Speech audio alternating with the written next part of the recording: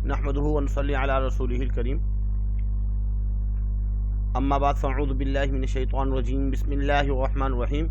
रब्बी ज़िदनी इल्मा रब्बी ज़िदनी इल्मा रब्बी ज़िदनी इल्मा। ये हमारे रब हमारे इल्म में इजाफ़ा अता फरमा। अज़ीज़ तलबा व तालिबात व तमाम सामिईन कराम को मेरी तरफ से अस्सलामु अलैकुम। आज जिस मौजू का मैंने इंतखाब किया है वो कुछ खाली जगह हैं, उसको बेटा आप लोगों ने सॉल्व करना है और उसके बाद आपने सेंटर में इसको जमा करवाना है। सिर्फ इसके आंसर चाहिए हमें, बस नंबर 1, नंबर 2, नंबर 3, नंबर 4 ऐसा लेकर सिर्फ इसके आंसर चाहिए। एक पेज में जो है इसके आंसर आ जाएंगे ताकि चेक करने में आसानी हो और आपको भी लिखने में याद करने में भी आसानी हो। नंबर 1, नया कानून का मरकजी किरदार डैश है। नंबर 2, डैश से मुराद न्यू इंडिया एक्ट 1935 है। ये असल में ये जो है नया कानून के सबक से लिया गया है, नया कानून। नंबर 3, चोर ने दाता दरबार पर डैश नमाज पढ़ी। उस नमाज का नाम कौन सी नमाज थी वो? थोड़ा सा आप उसका मुताला करेंगे तो आपको समझ में आ जाएगी। इम्तियाज अली ताज का मशहूर ड्रामा डैश है। आपकी बुक में जो ड्रामा है जो कि बहुत ही मशहूर है उसके बारे में लिखेंगे। ड्रामा समंदर का दिल में डैश की मोहब्बत को उजागर किया गया है। किसकी मोहब्बत को? इसके बारे में लिखेंगे। सर सैयद अहमद खान ने मुसलमानों की इस्लाह के लिए जो रिसाला जारी किया वो डैश था, उसका नाम लिखेंगे।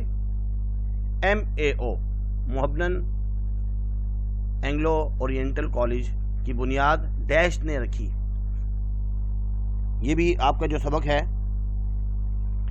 अज़्म जज़्म से ही लिया जा रहा है। उर्दू में डैश की इब्तिदा सर सैयद अहमद खान ने रखी। सर सैयद अहमद खान ने जिस चीज़ की इब्तिदा रखी वो आपके जहन में होनी चाहिए। उर्दू के पहले तनकीद निगार और सवानह निगार। सवानह निगार का मतलब ये होता है कि सवानह उम्री, किसी की जो हालात के बारे में लिखना, किसी की आपबीती लिखना, किसी और के बारे में। नाक़िदीन, किसी को अच्छा बुरा कहना, तनकीद करना। तनकीद निगार और सवानह निगार डैश हैं, उनका नाम लिखना है। सबक उर्दू ज़रिए तालीम के मुसन्निफ डैश हैं। उर्दू ज़ुबान के निफाज की तैयारी के लिए एक इदारा कायम किया गया था। जब आप उर्दू ज़रिए तालीम थोड़ा सा इसको पढ़ेंगे, इसमें उस इदारे का नाम, जो इदारा है उस इदारे का नाम लिखना है। मकाला डैश मजमून को कहते हैं। मकाला जो है, मकाला लिखना होता है जब इंसान जो है MPhil PhD करता है, रिसर्च वर्क कर रहा होता है, तो मकाला जो है वो डैश मजमून को कहते हैं। सर सैयद ने दिल्ली की तारीखी इमारतों पर डैश किताब लिखी। तारीखी इमारतों पर जैसे हमारे हड़प्पा, मोहनजोदड़ो, ऐसे सर सैयद अहमद खान ने दिल्ली की तारीखी इमारतों पर जो किताब लिखी उस किताब का नाम लिखना है। हफीज़ जालंधरी ने महबूब सुबहानी का लफ्ज़ डैश के लिए इस्तेमाल किया। इसके बाद सरताजुश शुआरा, शहंशाह गज़ल, खुदाए सुखन, शायर गम डैश को कहते हैं। गालिब का पहला तखल्लुस डैश था। बाद में तो गालिब हुआ लेकिन पहला एक तखल्लुस था, वो लिखेंगे। हफीज़ जालंधरी ने डैश का कौमी तराना लिखा। डैश ने अपनी शायरी को दिल का मरसिया बताया है। इसके बारे में भी आप लिखना है। खातूने जन्नत डैश को कहा जाता है। गालिब ने डैश को डैश बना दिया।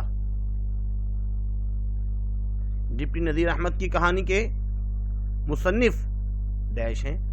یہ ہمیں پتہ ہونا چاہیے۔ سبق مولوی عبدالحق نے تحریر کیا، مولوی عبدالحق نے جو سبق تحریر کیا اس کے بارے میں لکھیں گے۔ نظم: ایک ریل کے سفر کی تصویر کھینچتا ہوں کہ شاعر کا نام لکھنا ہے، شاعر ڈیش ہیں ان کا نام لکھنا ہے، اور دیش سے آنے والے بتا۔ نظم ڈیش نے تحریر کی تو اس شاعر کا نام بھی اس میں تحریر کرنا ہے۔ افسانہ ہم سفر، ایک ڈیش افسانہ ہے۔ کون سا افسانہ ہے؟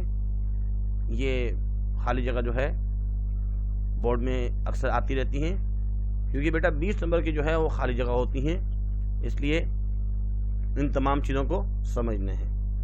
اس دفعہ حصہ گرامر میں سے بھی بہت سی چیزیں پوچھی جائیں گی، تو یہ جو ہے اس کے بارے میں آپ ابھی سے تھوڑے سے فکر مند ہو جائیں کہ اس قسم کی خالی جگہ بھی آئیں گی گرامر کے اعتبار سے۔ یہ جو ہیں 15 جو خالی جگہ ہیں یہ زیادہ تر گرامر کے اعتبار سے ہیں۔ اس کو آپ نیٹ پہ سرچ کریں، ویسے دیکھیں، کتابوں میں دیکھیں، جو چیز نہیں آ رہی آپ مجھ سے پوچھیں تاکہ آپ کو ایک فکر لگ جائے کہ اس طریقے سے بھی بورڈ میں خالی جگہ آئیں گی، آ سکتی ہیں۔ تشبیہ کا لفظ ڈیش سے نکلا ہے، کیونکہ خالی جگہ کے پورے ایک نمبر اگر صحیح لکھیں گے تو پورا نمبر ملے گا، غلط لکھیں گے نمبر نہیں ملیں گے۔ 20 میں سے پورے 20 نمبر بھی مل سکتے ہیں اور 20 میں سے 3 نمبر بھی مل سکتے ہیں۔ تشبیہ کا لفظ ڈیش سے نکلا ہے۔ ہم تشبیہ کے بارے میں دیکھیں، ریسرچ کریں کہ تشبیہ کا لفظ کس سے نکلا ہے، اصل میں کیا ورڈ تھا وہ۔ کسی ایک چیز کو دوسری چیز کے مانند قرار دینا ڈیش کہلاتا ہے۔ اسی میں سے جو ہے نا اس کا آنسر ہے تشبیہ دینے کی وجہ ڈیش ہوتی ہے۔ ہم ایک چیز کو دوسری چیز سے جو تشبیہ دے رہے ہوتے ہیں تو اس تشبیہ دینے کی جو وجہ ہے وہ ڈیش ہوتی ہے۔ کیا چیز ہوتی ہے وہ بعد میں انشاءاللہ میں اس کا آنسر بھی آپ کو بتا دوں گا۔ استعارہ ڈیش زبان کا لفظ ہے، وہ بھی آپ نے اس میں بتانا ہے۔ عربی زبان کا ہے، فارسی زبان کا ہے، ہندی زبان کا ہے، اردو زبان کا ہے۔ اگر مجازی اور حقیقی معنوں میں تشبیہ کا تعلق پایا جائے تو وہ ڈیش کہلاتا ہے۔ یہ بھی ایک تعریف ہے گرامر میں، آپ لوگ جو ہے نا اس دفعہ پڑھ رہے ہیں حقیقی معنی کیا ہوتے ہیں، مجازی معنی کیا ہوتے ہیں، تشبیہ کیا ہوتی ہے۔ تو اگر مجازی اور حقیقی معنوں میں تشبیہ کا تعلق پایا جائے، دونوں میں تعلق جو پایا جا رہا ہے حقیقی معنوں میں اور مجازی معنوں میں، اگر دونوں کا تعلق میں جو ہے نا دونوں میں جو آپس میں تشبیہ کا تعلق پایا جا رہا ہے تو وہ ڈیش کہلاتا ہے۔ اس کے بارے میں لکھیں گے۔ اس کے بعد تلمیح، وہ کون سی زبان کا لفظ ہے؟ اردو زبان کا، عربی، ہندی، فارسی، اس کے بارے میں لکھیں گے۔ اس کے بعد تلمیح کے معنی ہیں۔ اب تلمیح کے کیا معنی ہیں؟ تلمیح کے بارے میں آپ نے فرسٹ ایئر میں بھی پڑھا تھا، اس کے گرامر میں تشبیہ، تلمیح، کنایہ، اور جب ہم فنی خوبی لکھتے ہیں تو اس میں بھی تشبیہ، استعارہ، تلمیح وغیرہ لکھتے ہیں، اس لیے ہمیں ان چیز کی پہچان بھی ہونی چاہیے۔ اس کے بعد قافیے کے بعد بغیر رد و بدل کے آنے والے الفاظ، تھوڑا سا جو نا معنی پہ غور و فکر کیجیے گا، ڈیش کہلاتے ہیں۔ وہ مجازی اور غیر حقیقی معنی جس میں تشبیہ کا تعلق نہ پایا جائے، اس میں تو تشبیہ کا تعلق پایا جا رہا ہے لیکن اس میں تشبیہ کا تعلق نہیں پایا جا رہا، ڈیش کہلاتے ہیں۔ اس کے بارے میں بھی آپ نے جو ہے نا آنسر دیکھنا ہوگا۔ کلام میں ایسے الفاظ جو ایک دوسرے کے متضاد ہوں، یہ بھی فنی خوبی میں اگر ایک دوسرے کے متضاد ہیں تو ڈیش کہلایا جاتا ہے۔ اس میں ہم فنی خوبی میں کیا لکھتے ہیں؟ ڈیش کے معنی اشارہ یا علامت کے ہیں۔ وہ علامت جو بات کے مفہوم کو واضح کرنے کے لیے استعمال ہوتی ہے اسے ڈیش کہتے ہیں۔ وہ اسم جو خود کسی کلمے سے نہ بنے مگر اس سے کئی الفاظ بنتے ہوں، اس سے کئی الفاظ بنے، ڈیش کہلاتے ہیں۔ اس میں تھوڑا سا جو ہے نا سمجھ لیجیے گا کہ اسم کی 3 قسمیں ہیں۔ मज़दर, मुश्तक और जामिद। मज़दर उससे कहते हैं कि वो खुद तो किसी लफ्ज़ से नहीं बना, किसी अल्फाज से, किसी लफ्ज़ से नहीं बना, लेकिन उससे दूसरे अल्फाज बनते हैं।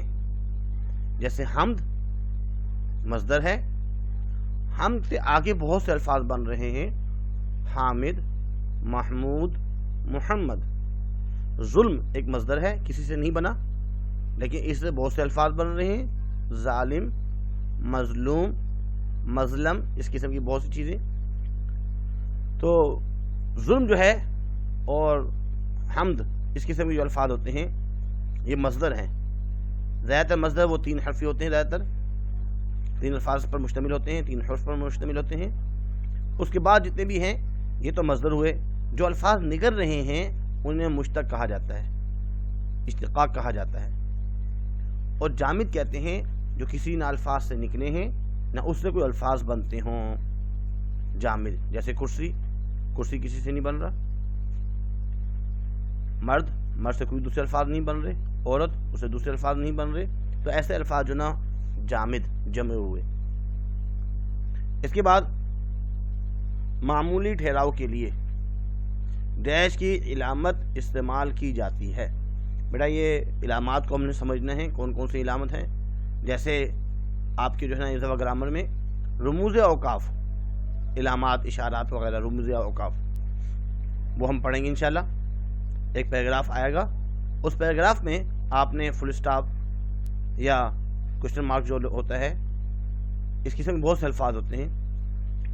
कहीं पे जो है ना इन्वर्टेड कॉमास, वावेन, कहीं पे कोसेन लगाई जाती हैं, ब्रैकेट वगैरह। और एक जो है अल्फाज है सख्ता, जैसे जाने मत, जाने दो, जाने मत रोको, जाने दो, रोको मत, जाने दो। अगर मिसाल के तौर पर एक होता है साइलेंस, जो है एक वर्ड है, इलामत है, साइन है साइलेंस का, एक छोटी सी वन सा लिखते हैं, एक लकीर होती है छोटी सी, उसके नीचे एक नुक्ता होता है। तो अगर इसका मतलब है थोड़ी देर के लिए आपको खामोश होना है, और इस अल्फाज को बोलते हैं सख्ता। उर्दू में सख्ता कहा जाता है। रोको मत, जाने दो। अगर रोको के बाद वो सख्ता का जो है इलामत डाल दी तो इसका मतलब रोको मत, जाने दो, इसका माना अलग बना। अगर हमने वो जो सवालियन है सख्ता का जो निशान है वो हमने आगे लिख दिया मत में, तो इसका मतलब है रोको मत, जाने दो। दोनों के अलग अलग माने होते हैं, इसलिए इस दफ़ा ग्रामर में तमाम चीज़ें हैं। किसी बात की तफसील बयान करने के लिए डैश की इलामत लगाई जाती है। तफसील के लिए जो है जो इलामत लगाई जाती है उसके बारे में हम पढ़ेंगे। बेटा आज जो है ना हमने तकरीबन 40 हमने खाली जगह पढ़ी हैं। उम्मीद करते हैं कि ये तमाम की तमाम आपको समझ में आई होंगी। आज के लिए इतना ही काफ़ी है। इसके आंसर बेटा आप लोगों ने हमें भेजने हैं, इसके आंसर आप हमें भेजेंगे और जमा करवाएंगे, आपको भी फ़ायदा होगा। आज के लिए जो है ना इतना ही काफ़ी है। अल्लाह हाफिज़।